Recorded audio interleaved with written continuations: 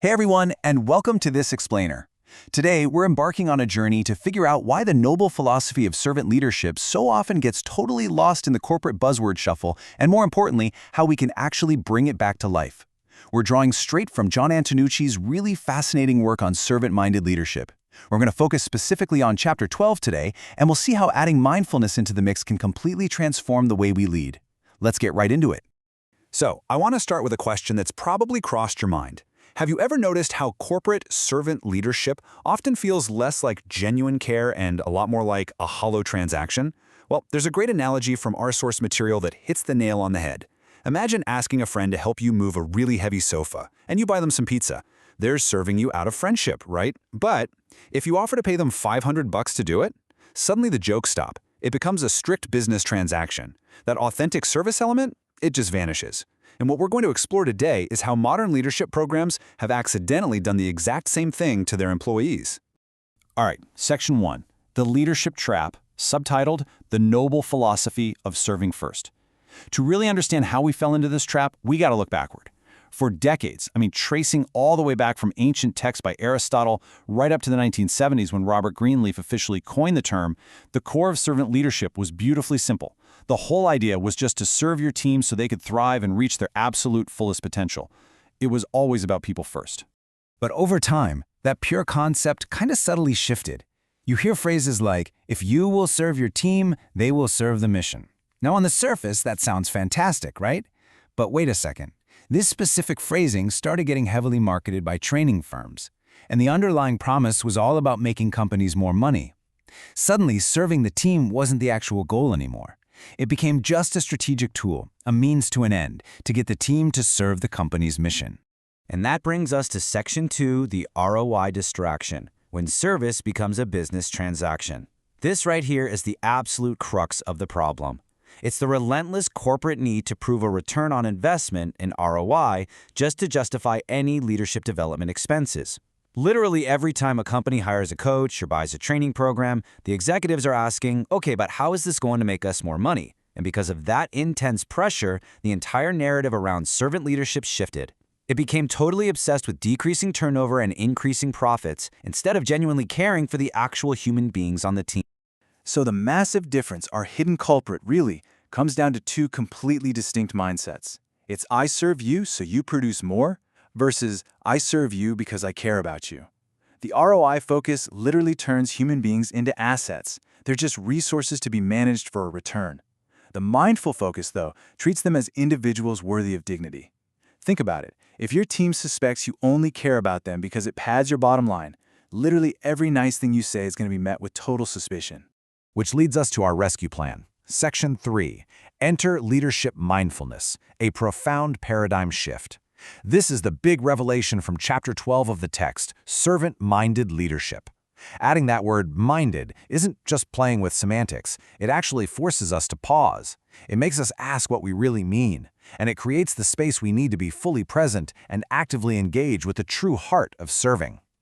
Think of this paradigm shift as putting the heart right back into the absolute center of our daily leadership interactions. It's a massive, fundamental pivot away from treating employees like corporate assets on a spreadsheet and prioritizing their humanity again. We're bringing authentic love back to the core of what we do. So let's unpack those words a bit, conscious and aware. In this context, it means taking the actual time to actively engage with your team's humanity. It is the exact opposite of just installing some passive corporate policy. Like throwing a ping pong table in the break room and calling it a day. That doesn't work. Real mindfulness requires intentional, conscious effort every single day to truly show up and be present for the people you lead. Now, a quick reality check as we move into Section 4. Not a quick fix, no shortcuts to great leadership. We absolutely have to abandon this idea that we can just buy a quick fix program to instantly boost morale and somehow wipe away years of a bad culture. Servant-minded leadership, it's not a boxed program you can just check off in a weekend seminar. The text has a great analogy for this. Expecting a quick fix here is like expecting one single vitamin to cure high blood pressure. It's just not going to happen. Real leadership requires daily, long-term, active engagement. If a toxic culture has been brewing for years, you can't just flip a switch. It's going to take consistent, mindful, conscious care to slowly bring it back to optimal health. All right, our final core driver is Section 5, Authentic Love in Action, what it actually means to genuinely love your team. We've got to replace this endless pursuit of profits with the daily practice of authentic love. And look, I know the word love sounds a bit sappy for a corporate boardroom, right? But honestly, it is the absolute foundation if you want to make a dynamic impact on your team. Because authentic love isn't about being everyone's best friend, and it definitely doesn't mean being a pushover. It actually means treating your employees as proper nouns. Think back to grammar class. A regular noun is a generic person, an employee, or a number. But a proper noun? That's a specific name. It means you genuinely get to know the unique individuals on your team, you listen to them, and you remember the specific details of their lives. And authentic love is absolutely not just giving people whatever they ask for. Think about going out to eat at the Cheesecake Factory. As much as someone might really want to order dessert first, a mindful leader ensures they get the nutritious meal of high expectations and excellence before treating them to that banana cream cheesecake. Actually, sometimes saying no is the most loving thing a leader can do, because you're facilitating what is genuinely best for their long-term growth. To pull this kind of love off, though, we have to keep our minds wide open. There's that great Frank Zappa quote, "The mind is like a parachute. It doesn't work if it isn't open." This takes deep humility. We have to completely retire that old my way or the highway mentality. The source text actually shares this awesome story about a leader who realized that letting his team tackle a project their way, even though he swore he had a better way, resulted in so much more passion, ownership, and ultimate success. Just acknowledging that we don't know everything and letting our team find their own solutions, that is incredibly empowering. So, how do we actually put this into action right now? It's simple. Step 1, commit today. Step 2, choose to authentically love your people. And Step 3, set highly focused TNT goals.